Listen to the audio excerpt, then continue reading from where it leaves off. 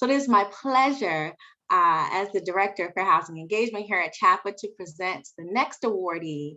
And in speaking about a team, this person has certainly been a teammate of mine, a mentor, a colleague, and certainly a friend. It is my pleasure to present our next award to our Open Door Champion awardee, attorney Nadine Cohen. Nadine is currently the managing attorney in the Consumer Rights Unit at Greater Boston Legal Services, where she works on foreclosure prevention, predatory lending, and much more. She previously worked at the Lawyers Committee for Civil Rights, handling many housing discrimination cases, and developed and directed the committee's Fair Housing Project. She is the founding board member and first president of the Fair Housing Center of Greater Boston, which operated for over 20 years, serving over 4 million households per year in their mission to eliminate housing discrimination and promote open and welcoming communities throughout the region, both through education and outreach, as well as enforcement and policy advocacy. Nadine, we want to thank you for your leadership on fair housing and your ongoing efforts to make housing accessible and more equitable. We applaud you for your career commitment to fair housing and to civil rights across the state. As a founding member of Engine 6, Newton's community organization, which works on making sure fair housing is at the forefront and it has equitable housing. And Newton, and certainly as a founding member of the Fair Housing Center of Greater Boston, the member of the Community Advisory Committee for City of Boston's Affirmatively Furthering Fair Housing Zoning Code efforts, and really so much more. Thank you for your legal work and innovation in ensuring fair housing for all. We value you for being a true champion in the fight to eliminate housing discrimination and promote open communities that are also welcoming throughout the state and even more broadly. Please help me in congratulating and applauding Nadine, and certainly in the chat, giving your congratulations to this year's Open Door awardee, my friend, Nadine Cohen. Nadine, we're so excited to unmute. Thank you so much, Whitney. That was so lovely. I really appreciate this award. And I'm really, truly honored to be recognized by CHAPA, a real stalwart of the affordable housing movement. But really what excites me the most is how much fair housing is now a part of the broader affordable housing movement. When I first started the Fair Housing Project at the Lawyers Committee for Civil Rights in 1987, there were very few people or organizations focused on fair housing. Those of us who were active in the area often felt like fair housing was an afterthought and not a real part of the broader housing discussions. So I am so thrilled to see that CHAPA and so many other organizations have made fair housing a central part of their work. And I have to say, I was also just thrilled to hear that DHCD is giving money to fair housing organizations, because that is really a step forward and what is needed.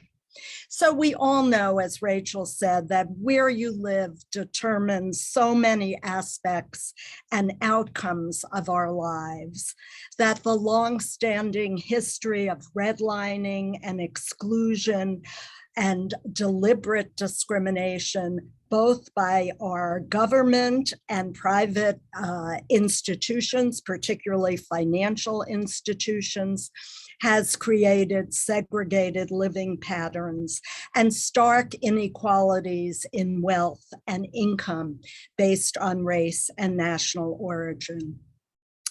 As we all know, the fair housing movement has been part of the broader civil rights struggle.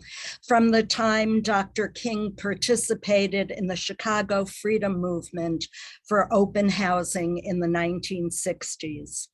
At a demonstration that Dr. King was at, he was struck by a rock thrown by white protesters, and he actually was injured. And he said at the time, "I have seen many demonstrations in the South, but I have never seen anything so hostile and so hateful as I have seen here today."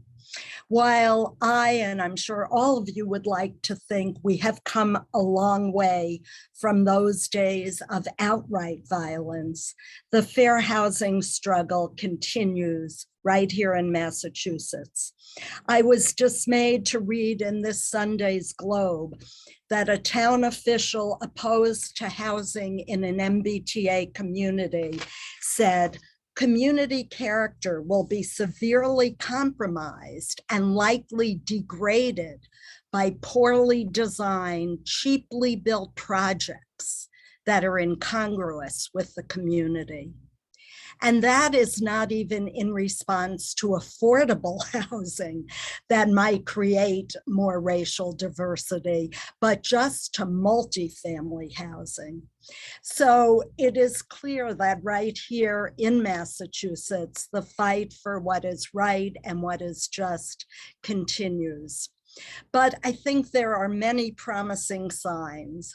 Many of us could not have envisioned a Mayor Michelle Wu or a Congresswoman Ayanna Presley, a US Attorney Rachel Rawlins, or State Senator Lydia Edwards and Representative Trom Wynn, all of whom understand the importance of fair housing and equality in housing.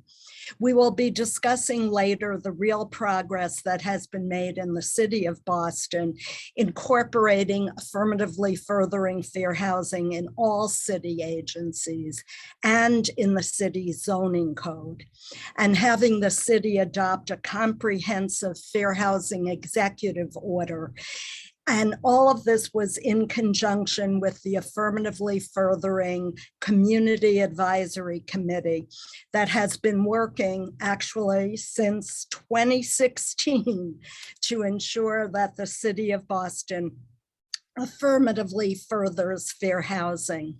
So these accomplishments would not have been possible just a few years ago, and I think are part of a growing community movement to have fair housing take a front seat in the struggle for racial and economic justice. And I just want to add that the struggle is by no means over. We all need to continue to be vigilant and ensure the vigorous enforcement of our fair housing laws. In closing, I just want to again thank CHAPA for recognizing the importance of fair housing. And I truly appreciate the acknowledgement of my contributions to the struggle and look forward to continuing to work with people like Whitney, Demetrius, Dana LaWinter, and Rachel Heller, and all the new vibrant leaders who are leading our fair housing efforts. As Dr. King said, the hope of a secure and livable world lies in the disciplined and dedicated nonconformists, set not on the preservation of any status quo, but set on building an order of justice, peace, brotherhood, and I would add sisterhood.